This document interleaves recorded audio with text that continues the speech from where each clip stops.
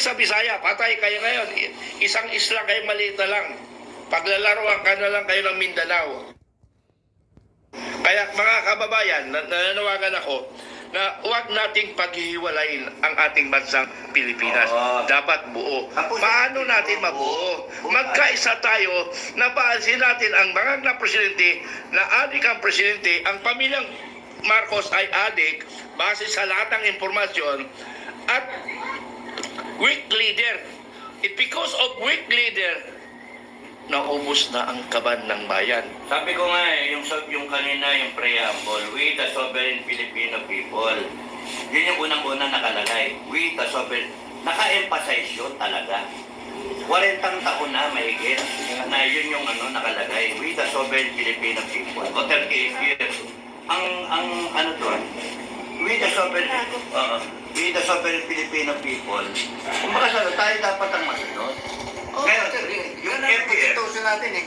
Yung FGF, hindi mo pwedeng patayin yung mga tao ng FGF, kasuhan mo. Hindi. FGF, Voluntary lang nga yan eh. FGF is an ideal. An idea, a concept. FGF is a concept. Parang Saan ka na? kalagayan ng tatay ko, sir. FGF. Tirano. At guerrilla forces sila. O yun nga, ang World So, War II. nag-neutralize yung Japanese forces. Yan ang tulong sa gobyerno noon, panahon ng presidente noon. So yung tatay ko, isang hero, is nasa libingan ng bayani, ay ginagaya ko rin kasi... Pero magpapalibing ka ron. Oo, siyempre. Ayoko. Maraming korap dun. Sir, hindi ko pinipersonal yung mga tao. Ang aking karangalan bilang apelido ko, dala, gusto kong mapunta sa dapat nagyan. Yun ang batas natin eh. So, ang aking pagkatao, ipaglalaban ko yung nasa tamang konstitusyon natin, hindi yung mali. Yung sinasabi ko nga kahit Hihingan man ako, okay lang. kahit kunyari ikaw 73, si Bukay 64, ako 63. Ang dami sa atin mga tigulang na. Ang nakakapagtaka, sa nakita ko sa pag-ikot, marami talaga tayo na may edad na, pero nandun pa rin yung concern sa bansa. Nandun yung puso na gustong ituwid ang Pilipinas para yung buhay natin may legacy tayo. Yun yung nakakatuwa. Kahit matatanda na, may mga rayuma na, may sakit, meron pa nagdadialysis, meron pang si Richard. Talagang na-aksidente yun, baldado talaga eh. Nasa Nakakaawa. Real McCoy Doctrine, sir eh. Real McCoy Doctrine yun. Oo. Ina-appreciate ko yung pangalan ng Marcos. Marcos, Dahil bakit?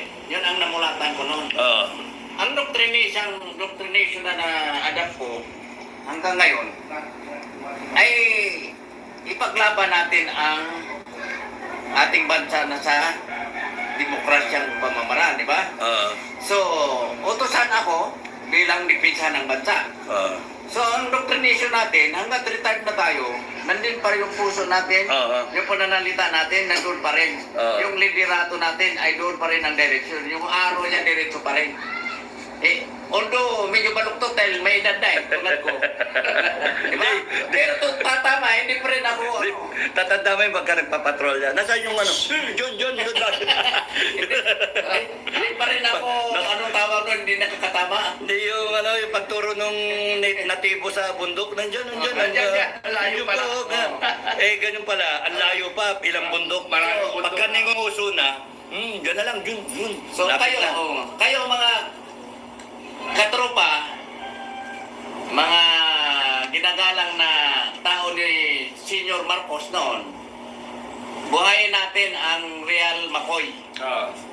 Huwag natin buhayin yung junior, yung senior ang buhayin natin. Ay sus, nabubulok na yun. Sa totoo lang, Pababayaan na yung matandang ama niya. Kasi Nakawatan din. binigyan ka namin ng pagkakataon na ayusin tong Pilipinas eh. Ang taas ng pananalig namin na maayos mo yung Pilipinas, pero binaboy mo talaga. Utragis, yung pagkaupo mo, sinira niyo yung Vice President mo. Tinira ninyo, bakit pinapayagan mo kasi pinsan mo na may ambisyon. Tapos ang iniisip niyo yung anak niya na pupwesto. Sayang nga, Sayang talaga, sayang ang tiwala natin. Ngayon, kalaban mo kami. Hindi nyo kayang patayin ang FGF. Ang pamumuno, ang mga commander, ang mga miyembro, hindi nyo kayang patayin. You know why? Because FGF Filipino Guerrilla Forces is an idea. Yun yung sinasabi ko kanina. Idea, it is a concept that has arrived tamang-tama sa panahon ng Pilipinas, sa dami ng dinaanan ng Pilipinas, sa dami ng salin-lahi na sama ng Pilipino paghihirap. Nandito ngayon dumating ang FGF. Tayo yon, yung mga miyembro ng FGF. It is an idea that you cannot kill. It is a concept, it is a movement of Filipinos na gustong Ini adalah Huawei Mate X Ay, System. sus, Lepas guna-guna advertisement aku ng boleh hinayupak, faham dah sab. kenapa ramai gila orang, especially Eh. professional, suka sangat dengan Filipinos na gustong baguhin ang kasaysayan ng bansa natin at mailuklok ang Pilipinas sa tamang direksyon papuntang Singapore-like country. Now, hindi nyo kayang patayin yun because nandoon buhay na buhay.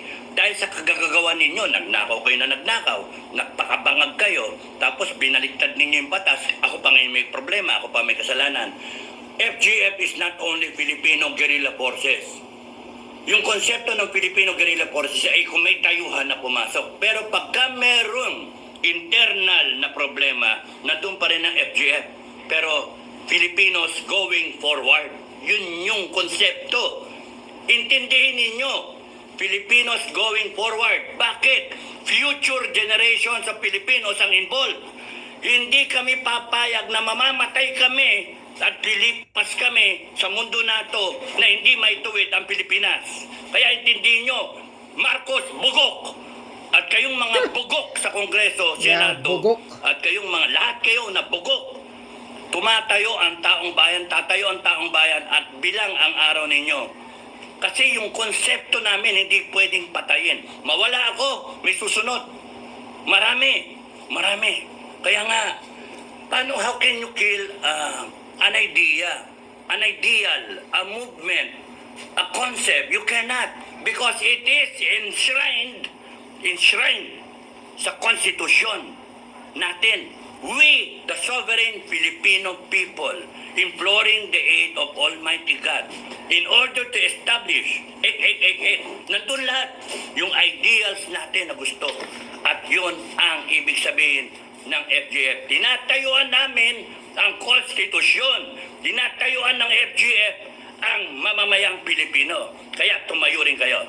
Hanggang dito na lang kami. Maraming salamat sa inyo. God bless everyone. Bye-bye.